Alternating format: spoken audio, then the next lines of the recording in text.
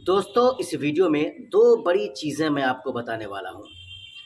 पहली चीज़ जो मैं आपको बताऊँगा, महाराष्ट्र में ऑल इंडिया मजलिस इत्तेहादुल मुस्लिमीन पार्टी की तरफ से लगभग 6 सीटों पर अपना उम्मीदवार का ऐलान कर दिया गया है।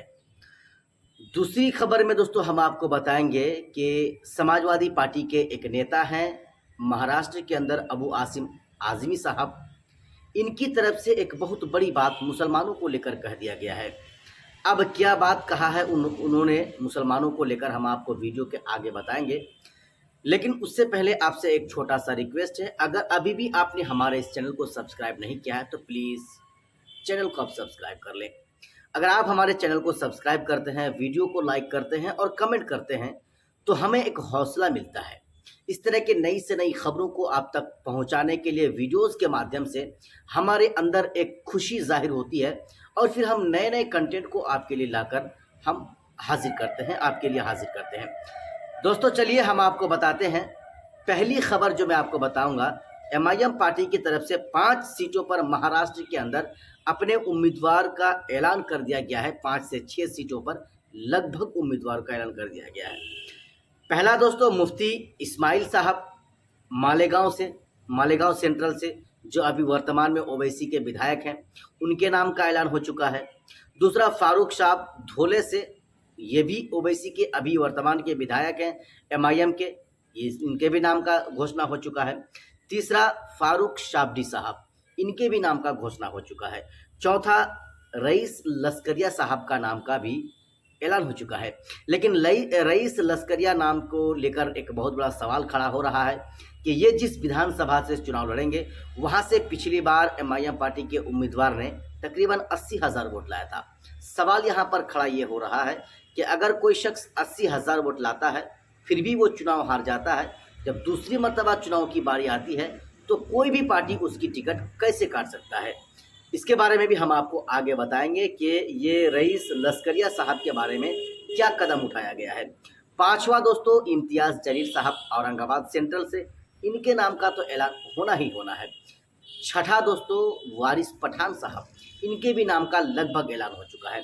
अब ज़रा हम रईस लस्करिया के बारे में बताते हैं। ये साहब जिस विधानसभा से चुनाव लड़े थे 2019 में, इनको 80,000 से ज़्यादा वोट मिला था, लेकिन वहाँ से इनको हार का सामना करना पड़ा था। और इस बार जब चुनाव की बारी आती है तो उनके जो है रईस लस्करिया साहब का नाम आ जाता है, और जो वहाँ पर चुनाव लड़े थे माजी के दिन में 2019 में, उनका नाम का ऐलान नहीं होता है, टिकट कट जाता है। और जो साहब वहाँ से 80,000 वोट लाते हैं, उन्होंने असदुद्दीन ओवैसी को खत भी लिखा है, पत्र लिखकर ये सवाल किया है कि साहब गलती क्या थी, क्या आप मेरे नाम के सामने से टिकट काटकर ये रईस लस्करिया को आप दे रहे हैं।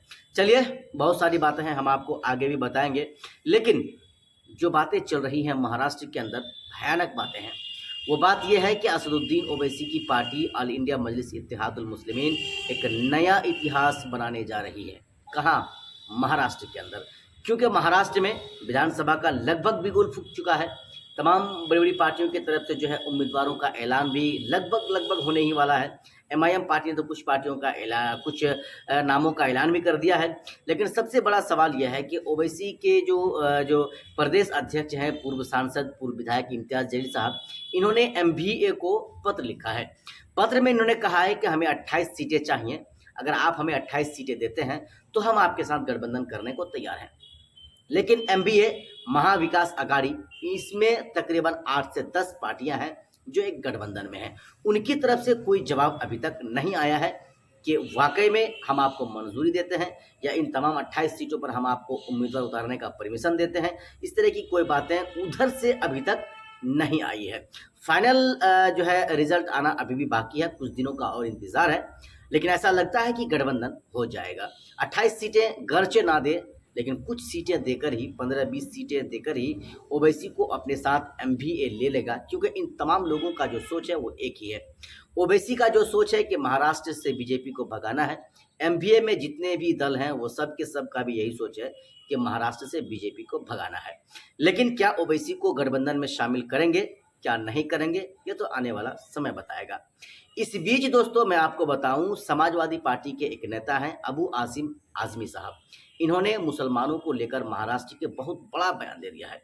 इन्होंने यहाँ तक कह दिया है कि महाराष्ट्र के मुसलमान अगर समाजवादी पार्टी को वोट नहीं करता है तो ये पक्का सच्चा मुसलमान हो नहीं सकता। हदीस की बात आ गई दोस्तों, तो मैं आपको एक चीज़ ज़रूर बता दूं, अगर मुसलमानों के लिए कोई बोलता है, मुसलमानों की आवाज़ को कोई उठाता है, दलितों की आवाज़ को कोई उठाता है, दबे कुचले लोगों की आवाज़ को अगर कोई उठाता है, मजलूमों की आवाज़ को अपनी आवाज़ समझकर अगर कोई बुलंद करना चाहता है या करता है, तो वो एमआईएम है, वो ओवैसी है, उसकी पार्टी के बड़े बड़े नेता हैं।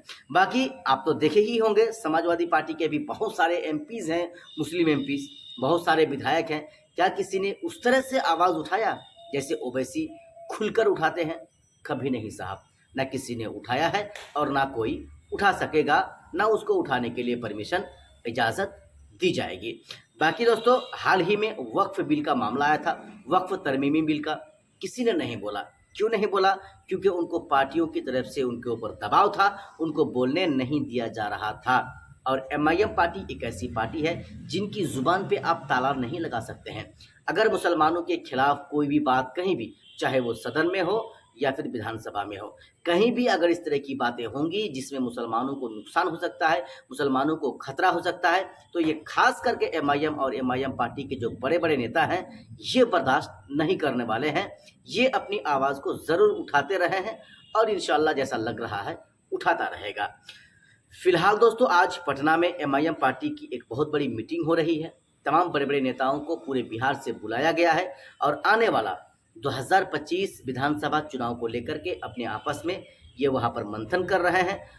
अभी अभी जो बड़ी खबर हमारे पास वहाँ से आई है, तो ये खबर आई है कि आने वाला यानी 2025 विधानसभा चुनाव को लेकर के ही वहाँ पर बातें चल रही हैं। टिकटों का ऐलान को लेकर बातें नहीं हो रही है कि किनको टिकट देना है, किनको नहीं देना है। ये तो एंड वक्त में जो है वो फैसला लिया जाएगा, लेकिन पार्टी के संगठन की मजबूती पर जोर दिया जा रहा है और पूरी मजबूती के साथ इस बार बिहार में विधानसभा चुनाव लड़ने की तैयारी की जा रही है, जिसकी शुरुआत आज पटना से होने जा रही है। 2020 में ओवैसी की पार्टी एमआईएम पार्टी को माशाल्लाह 5 सीटों से यहाँ पर कामयाबी मिली थी। ये बात अलग है कि 1-1.5 साल के बाद नहीं रहे, आरजेडी पार्टी में चले गए एमआईएम पार्टी को छोड़ करके, ये बात अलग है। लेकिन 2020 में भी एमआईएम पार्टी 24-25 में भी एमआईएम पार्टी के जो भी उम्मीदवार हैं, ये सब आशा लगाए हुए हैं, उम्मीद किए हुए हैं कि इस बार भी लोग एमआईएम पार्टी को वोट करेंगे। उनका जो उम्मीदवार होगा उनको खुलकर उनका समर्थन करेंगे, उनको समर्थन देंगे और जो महागठबंधन के उम्मीदवार होंगे यहाँ उनको हराने में उन लोगों का एक अहम रोल रहेगा। ये एमआईएम वाले का सोचना है। बाकी यहाँ के लोग क्या सोचते हैं, आने वाला समय में ये क्लियर हो जाएगा। किसको वोट करेंगे, एमआईएम को करेंगे या महागठबंधन को करेंगे या बीजेपी गठबंधन को करेंगे या फिर जो नई पार्टी जिन्होंने दस्तक दिया है जनसुराज, क्या उनको वोट करेंगे, ये तो आने वाला समय बताएगा। बाकी दोस्तों, आपने हमारा इस पूरा वीडियो को देखा, देखने के लिए आपका बहुत बहुत धन्यवाद। जय हिंद।